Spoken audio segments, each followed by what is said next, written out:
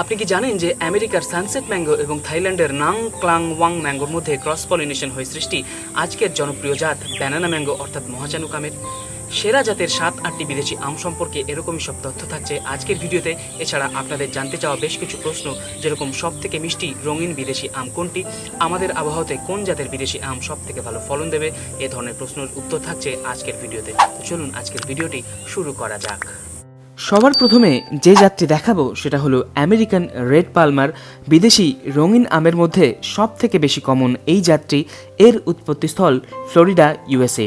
এটি একটি natural seedling variation, অর্থাৎ ন্যাচারালি ক্রস পলিনেশনের মাধ্যমে তৈরি হওয়া জাত। যে জাতের গাছের বীজ থেকে পালমারের জন্ম সেটি হলো আমেরিকান হেডেন ভ্যারাইটি। স্বাভাবিকভাবেই অন্য যে জাতটির পরাগরেণুর সাথে হেডেনের ফুলের পরাগযোগ হয়ে পালমারের জন্ম সেটি অজানা। পালমার আমের অ্যাভারেজ সাইজ 350 গ্রাম, আকারে কিছুটা গোলাকার, কাঁচা অবস্থায় পার্পল কালার থাকে, পাকলে সুন্দর লাল হলুদ রং ধারণ করে, আঁটি মাঝারি, পাকার সময় জুনের প্রথম সপ্তাহ। এর ভেতরে মাইল্ড একটা ফ্লেভার পাওয়া যায়, মিষ্টতা বেশ ভালোই। গাছ খাটো আকারের, সেজন্য গাছটি ছাদ বাগান এবং মাটি দুই জায়গাতেই লাগানোর উপযুক্ত। এখন যে ভ্যারাইটিটি দেখছেন এটা হলো মহাচানক ভ্যারাইটির আম। এটি থাইল্যান্ডের অন্যতম প্রধান একটি বাণিজ্যিক জাত। থাই ভাষায় মহাচানক শব্দের অর্থ দ্য গ্রেট ফাদার। ফ্লোরিডার সানসেট ম্যাঙ্গো এবং থাইল্যান্ডের নাং ক্লাং ওয়ান আমের মধ্যে ক্রস পলিনেশন হয়ে এই জাতটির সৃষ্টি। মহাচানক বেশ পুরনো একটি হাইব্রিড। প্রায় 30 বছরেরও বেশি সময় ধরে থাইল্যান্ডে এটার চাষ হয়ে আসছে এবং এই আমটি সারা পৃথিবীতেই জনপ্রিয়। কলার মতো আকারের জন্যে অনেক জায়গায় এর আঞ্চলিক নাম ব্যানানা ম্যাঙ্গো। মহাচানক ম্যাঙ্গো কাঁচায় সবুজ, পাকলে হলুদ বা লাল হলুদ রং হয়ে থাকে। ভালোভাবে রোদ লাগলে হালকা লাল আভা আসে, যেরকম আপনারা এই আমগুলোতে দেখতে পাচ্ছেন। দেখুন, এর মধ্যেই হালকা একটা রেডিশ ভাব লক্ষ্য করা যাচ্ছে। এই ভ্যারাইটিটি কিছুটা পুরনো হওয়াতে বর্তমানে মার্কেটে বেশ সুলভেই পাওয়া যায়। তবে অনেক জায়গায় দেখতে পাচ্ছি রেড ব্যানানা বলে একটি ভ্যারাইটি অনেক বেশি দামে বিক্রি হচ্ছে। সেই ফাঁদে পা দিলে কিন্তু প্রতারিত হতে হবে। আমার অবজারভেশনে এটা সেম মহাচানক ভ্যারাইটি। এই আমের গড় ওজন 400 গ্রাম, তবে এর থেকেও বড় হতে পারে। আটি একেবারে পাতলা, মিষ্টতা খুবই ভালো, ফ্লেভারও বেশ সুন্দর। আমটির সেলফ লাইফ বেশ ভালো, সেই কারণে বেশ কয়েকদিন রেখে খাওয়া যেতে পারে এবং এই বৈশিষ্ট্যের জন্য এটি বাণিজ্যিকভাবেও সফলতা পাবে। এই আমটির পাকার সময় জুন মাসের মাঝামাঝি। ব্যাগিং করে দিতে পারলে ব্যানানা ম্যাঙ্গোতে ঠিক পাকা কলার মতোই উজ্জ্বল হলুদ রং আসে। দেখছেন চিয়াংমাই ভ্যারাইটির আম। জাতটি আকর্ষণীয় আকারের জন্য বিশেষ পরিচিতি লাভ করেছে। লম্বায় 12 থেকে 18 ইঞ্চি পর্যন্ত হতে পারে, অর্থাৎ এটা প্রায় 1 হাত পর্যন্ত লম্বা হতে পারে। কাঁচা অবস্থায় গোলাপি রং এবং পাকলে লাল হয়ে থাকে। যেটুকু তথ্য পেয়েছি, থাইল্যান্ডের চিয়াংমাই প্রদেশে উদ্ভূত বলে এর নাম চিয়াংমাই। এর অন্য কোনো নাম আছে কিনা সে বিষয়ে এখনও কোনো প্রমাণ্য তথ্য পাইনি।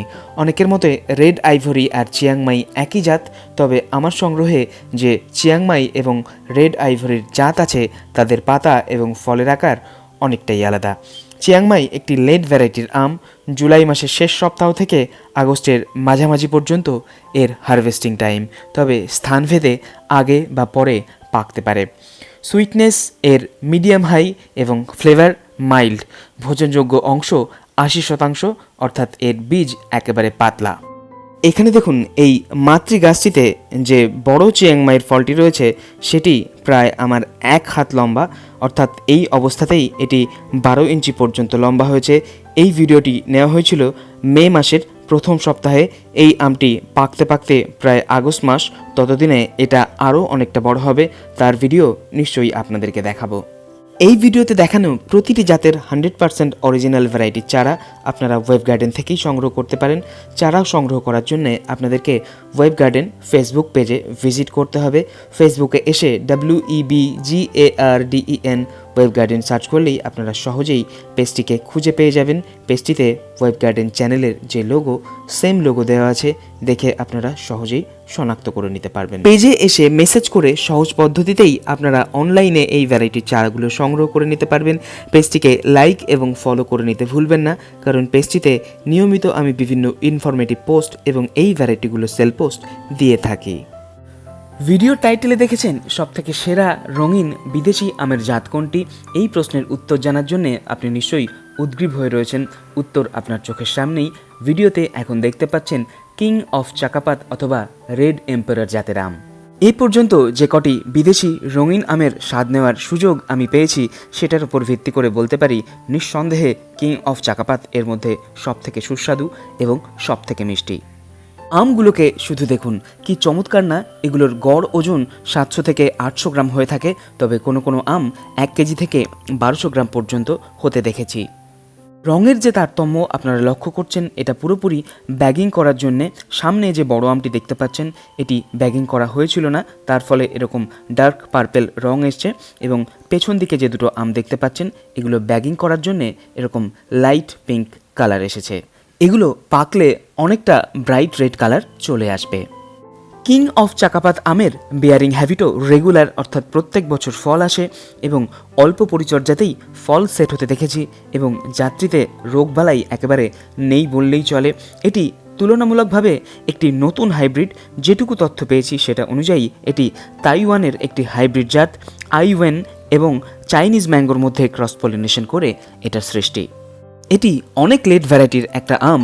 এই আমগুলো পাকতে পাকতে জুলাইয়ের শেষ সপ্তাহ থেকে আগস্টের প্রথম সপ্তাহ হয়ে যাবে। থাইল্যান্ডের সবথেকে পপুলার আমের জাত নামডকমাই। থাইল্যান্ড ছাড়াও পৃথিবীর অনেক জায়গাতে এটাকে কমার্শিয়ালি চাষ করা হয়। নামডকমাই কথার অর্থ সুইট জুস অফ ফ্লাওয়ার, অর্থাৎ ফুল থেকে নির্গত মিষ্টি রস। নাম থেকেই আপনারা নিশ্চয়ই অনুমান করতে পারছেন এই আমের কোয়ালিটি কীরকম হয়। নামডকমাইয়ের পাল্প খুবই স্মুথ, একেবারে ফাইবারলেস, এবং মিষ্টতাও বেশ হাই। এর গন্ধও খুবই স্পেশাল। এই সমস্ত কারণে নামডকমাইকে কিং অফ ম্যাঙ্গো বলা হয়। সব দিক দিয়ে বিচার করে দেখলে নামডকমাই সত্যিই পৃথিবীর অন্যতম সেরা একটি আমের জাত।